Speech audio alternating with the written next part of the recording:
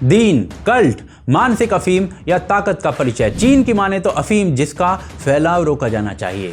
कुरान प्रतिबंधित करने का निर्णय शायद इसीलिए लिया गया, पर बांग्लादेश के लिए ताकत, जहां दीन के आतंक ने देवी दुर्गा के पंडाल उजाड़ दिए।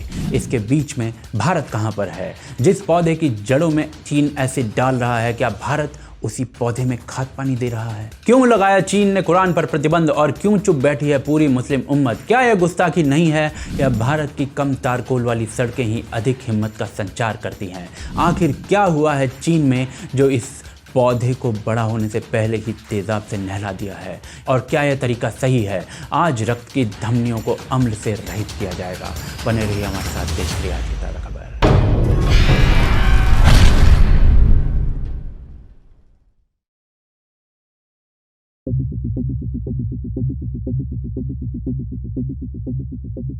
17 अक्टूबर अचानक कानों में ऐसी खबर पड़ी जो भारत में संभव नहीं है। चीन की कम्युनिस्ट पार्टी ने एप्पल के ऐप स्टोर से एक एप्लीकेशन को बाहर निकलवा दिया जिसका नाम था कुरान मजीद। एप्पल से इसके बारे में पूछा गया तो उन्होंने सिले हुए होठों के बीच से हल्की फूंक निकालते हुए कहा कि लोकल कानून मानना पड़ता है। वहीं चीन का कहना है कि यह एप्लीकेशन जिसमें कुरान पढ़ और सुन सकते हैं और जो चीन में काफ़ी फेमस भी है, वो इलीगल कंटेंट डाल रही थी जिसकी डिटेल एज यूजुअल चीन नहीं देने वाला। एप्लीकेशन पाकिस्तानी ने बनाई थी तो वो प्रयास कर रहे हैं चीन के साइबर स्पेस एडमिनिस्ट्रेशन से बात करने का, परंतु जरा सोचिए यही कार्य भारत, फ्रांस या ब्रिटेन ने किया होता तो उम्मत से कितने ततैये परमाणु निकालने की ललकार के साथ चुनौती देते नजर आते हैं। क्या आपको इस संवाद में बढ़ा चढ़ाकर कई बातें नजर आ रही हैं? तो चीन की सीमाओं को लांघकर बांग्लादेश में झांकिए,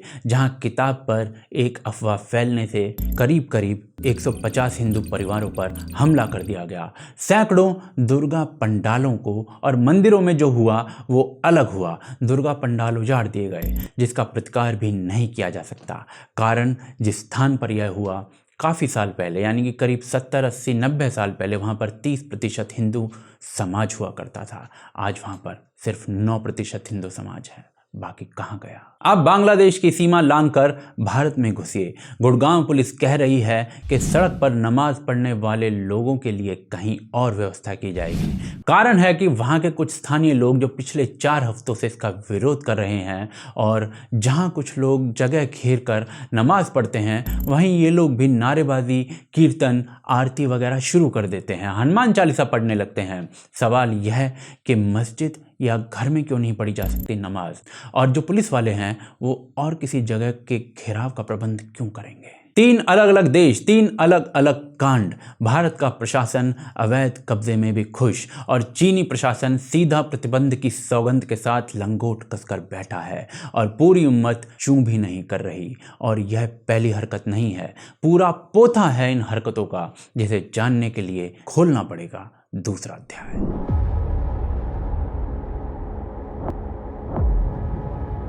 इस वीडियो के आरंभ में जो चीनी क्रिया मैंने बताई वो कुछ भी नहीं है। चीन अपने मुस्लिम समुदाय के साथ जो कर रहा है वो विश्व के इतिहास में शायद ही कभी देखा गया है। उम्मत की आवाज़ इस पर कतई भी नहीं उठ रही है। संभव है कि ये दृश्य आपकी आंखों तक नहीं पहुंचते हों, आपके नेत्र बिंदुओं तक नहीं टकराते हों, लेकिन दूरबीन से दिखाऊंगा तो जरूर दिखेंगे। चीन का एक प्रांत है शिनचियांग, जहां पर 1 करोड़ से भी अधिक यूघर मुस्लिम्स रहते हैं। एक जानकारी के अनुसार करीब 20 से 30 लाख यूघर्स को चीन ने डिटेन किया हुआ है अपने कॉन्सेंट्रेशन कैंप्स में। कहा यह जाता है उनकी तरफ से कि भाई ये एजुकेशनल कैंप्स हैं, पर एजुकेशन के नाम पर चीनी कम्युनिस्ट प्रोपेगेंडा पढ़ाया जाता है, उनके दिमाग में निचोड़ा जाता है और कोई चू चपड़ करे तो उबड़ खाबड़ कुर्सियों पर, यानी कि टाइगर कुर्सी पर बिठाकर सजा दी जाती है। ये कैंप्स बैठकर खिलाने के लिए नहीं है, बल्कि इन लोगों से गधा मजदूरी करवाई जाती है, वो भी चिल्लड़ देकर।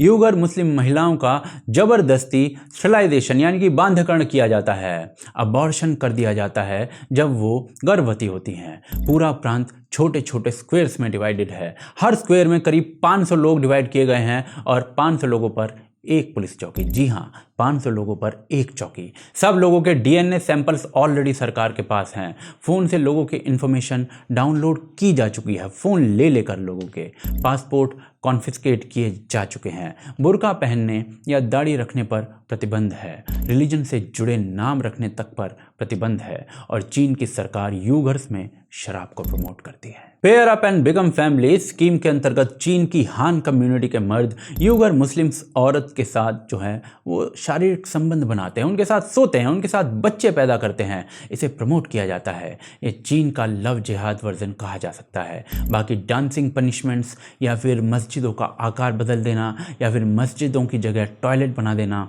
ये सब तो कॉमन सूचनाएं हैं, आपके पास होंगी ही।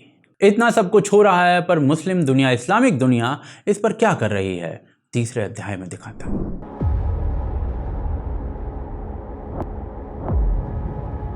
साल 2020 और 2021 पाकिस्तान खूब जला।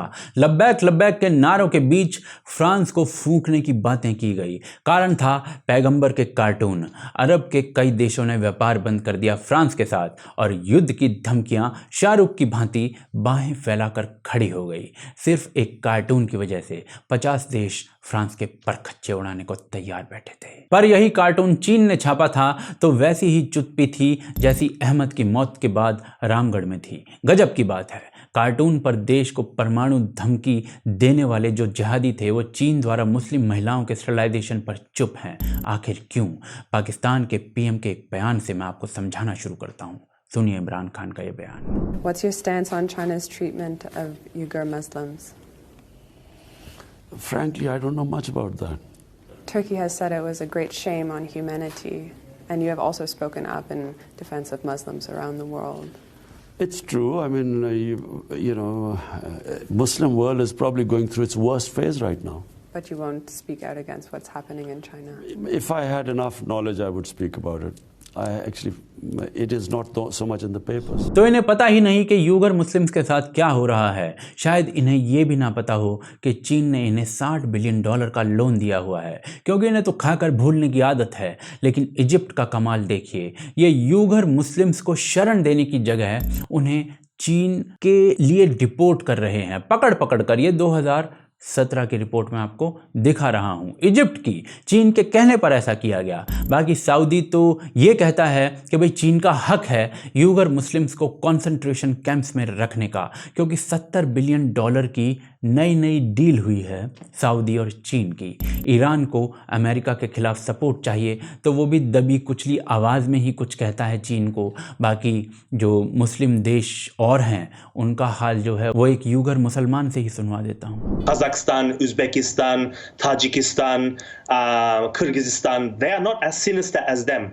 We'll directly send them back, no questions asked. And we don't expect anything more from them because they are quite frank in saying we will sell back Uyghurs. They are open about this. बाकी एक OIC नाम की संस्था है, ज़्यादातर मुस्लिम देश हैं इसमें।